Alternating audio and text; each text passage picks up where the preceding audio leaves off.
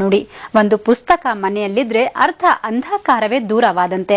ಜ್ಞಾನಜ್ಯೋತಿ ಹಚ್ಚಲು ಬಸವನಗುಡಿಯಲ್ಲಿ ಪುಸ್ತಕ ಪರೀಕ್ಷೆ ನಡೆಯುತ್ತಿದೆ. ಬನ್ನಿ ಹಾಗಾದ್ರೆ ಪುಸ್ತಕ ಪರೀಕ್ಷೆಯಲ್ಲಿ ಒಂದು ಸುತ್ತ ಹಾಕಿ ಬರೋಣ.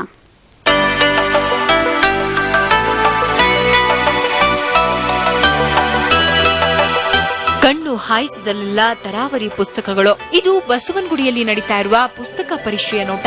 ಸಾಹಿತ್ಯ, ಇತಿಹಾಸ, ಪುರಾಣ ಹೀಗೆ ನಾನಾ ಪ್ರಕಾರದ ಪುಸ್ತಕಗಳು ಇಲ್ಲಿ ಲಭ್ಯ. ಸೃಷ್ಟಿ ವೆಂಚರ್ ಸ್ನೇಹಿತರ ಬಳಗ ಪುಸ್ತಕ ಪರೀಕ್ಷೆಯನ್ನ ನಡೆಸಿತು. ಇಲ್ಲಿಗೆ ಬಂದ ಪ್ರತಿಯೊಬ್ಬರಿಗೂ ಒಂದು ಪುಸ್ತಕವನ್ನ ಉಚಿತವಾಗಿ ಕೊಡಲಾಯಿತು. ಮಸ್ತಕದಿಂದ ಮಸ್ತಕಕ್ಕೆ ಅನ್ನುವ ಕಾನ್ಸೆಪ್ಟ್ ಇವರದ್ದಾಗಿತ್ತು. ಸುಮಾರು 5,000 ಸಾಹಿತ್ಯ ಪ್ರೇಮಿಗಳು ಪರೀಕ್ಷೆಯಲ್ಲಿ ಭಾಗವಹಿಸಿದ್ರು. ತಮ್ಮ ನೆಚ್ಚಿನ ಹೊತ್ತಿಗೆಯನ್ನ ಹೊತ್ತು ನಡೆದ್ರು. ಬಸವನಗುಡಿಯಲ್ಲಿ ಕಡಲೆಕಾಯಿ ಪರೀಕ್ಷೆ ಹೇಗಿದ್ರು ಫೇಮಸ್. ನಾವು ಯಾಕೆ ಪುಸ್ತಕ ಪರೀಕ್ಷೆ ಮಾಡಬಾರದು ಅಂತ ಪುಸ್ತಕ ಪರೀಕ್ಷೆ ಅಂತ ಒಂದು ಶೀರ್ಷಿಕೆ ಕೊಟ್ವಿ. ಅದಕ್ಕೆ ಅದು ಬರೀ ಶೀರ್ಷಿಕೆ ಕೊಟ್ಟರೆ ಪ್ರಯೋಜನಕ್ಕೆ ಬರಲ್ಲ. ಅದಕ್ಕೇನಾದರೂ ಒಂದು ವಾಚ್ ವರ್ಡ್ ಕೊಡಬೇಕಲ್ಲ. ಅದಕ್ಕೆ ನಾವು ಮೂಲ ಪರಿಕಲ್ಪನೆ ವಿಕಾಸಕ್ಕಾಗಿ ಸಾಹಿತ್ಯ ವಿನಿಮಯ. 7,000 ಜನ ಬಂದು ಆ ಪುಸ್ತಕಗಳನ್ನು ತಗೊಂಡೋಗಿದ್ದಾರೆ.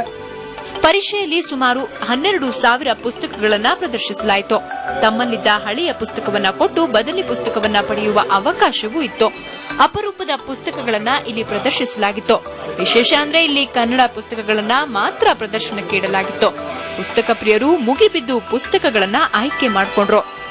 ಇದರಿಂದ ಸಾವಿರಾರು ಜನ ಬಂದ್ಬಿಟ್ಟು ಈ ಬುಕ್ಗಳನ್ನ ಒಂದು ಆಧ್ಯಾತ್ಮಿಕ, ಒಂದು ಇದು ರಾಜಕೀಯಕ್ಕೆ ಸಂಬಂಧಪಟ್ಟಿರೋದು, ಕಾದಂಬರಿಗಳಾಗ್ಲಿ, ಚಿಕ್ಕ ಮಕ್ಕಳುಗಳಿಗಾಗಲಿ ಜ್ಞಾನ ವೃದ್ಧಿ ಆಗೋಂಥ ಒಂದು 100 ಬುಕ್ಗಳನ್ನ ಇಲ್ಲಿ ಇಟ್ಟು ಎಲ್ಲರಿಗೂ ಅನುಕೂಲ ಆಗಲಿ ಅನ್ನೋ ಒಂದು ಕಾರ್ಯಕ್ರಮ ನಡೆಸ್ಕೊಡ್ತಾ ಇದ್ದಾರೆ. ಇದರಿಂದ ತುಂಬ ಜನಕ್ಕೆ ಅನುಕೂಲ ಆಗ್ತಾ ಇದೆ. ಇದೇ ರೀತಿ ಪ್ರತಿ ವರ್ಷವೂ ಇವರು ಮಾಡಿದಲ್ಲಿ ಈ ನಮ್ಮ ಒಂದು ಸಾಹಿತ್ಯ ಆಗಲಿ, ಒಂದು ಕಾದಂಬರಿ ಇದಾಗಲಿ, ಅದು ಹೆಚ್ಚು ಜನ ಅದನ್ನು ಓದ್ಬಿಟ್ಟು ಅದರಿಂದ ಅನೇಕ ಉಪಯೋಗಗಳಾಗುತ್ತೆ, ಅವ್ರಿಗೂ ಉಪಯೋಗ ಆಗುತ್ತೆ. ಇದರಿಂದ ನಮಗೂ ಒಂದು ಸೌಕರ್ಯ ಆಗುತ್ತೆ. ಇದರಿಂದ ಕಡ್ಲೆಕಾಯಿ ಪರೀಕ್ಷೆಗೆ ಹೆಸರಾಗಿದ್ದ ಬಸವನಗುಡಿ ಈಗ ಪುಸ್ತಕ ಪರೀಕ್ಷೆಯ ಮೂಲಕ ಜನರ ಮನಸ್ಸಿನಲ್ಲಿ ಉಳಿಯುವಂತಾಯಿತು. ಪುಸ್ತಕ ಪರೀಕ್ಷೆಗೆ ಉತ್ತಮ ಪ್ರತಿಕ್ರಿಯೆ ದೊರೆತಿದೆ. ಜನರಿಗೆ ಓದಿನ ರುಚಿ ಹತ್ತಿಸುವಲ್ಲಿ ಪುಸ್ತಕ ಪರೀಕ್ಷೆಯಂತಹ ಯತ್ನಕ್ಕೆ ಉತ್ತಮ ಪ್ರತಿಕ್ರಿಯೆ ವ್ಯಕ್ತವಾಗಿದೆ. ಸುಖೇಶ್, TV9.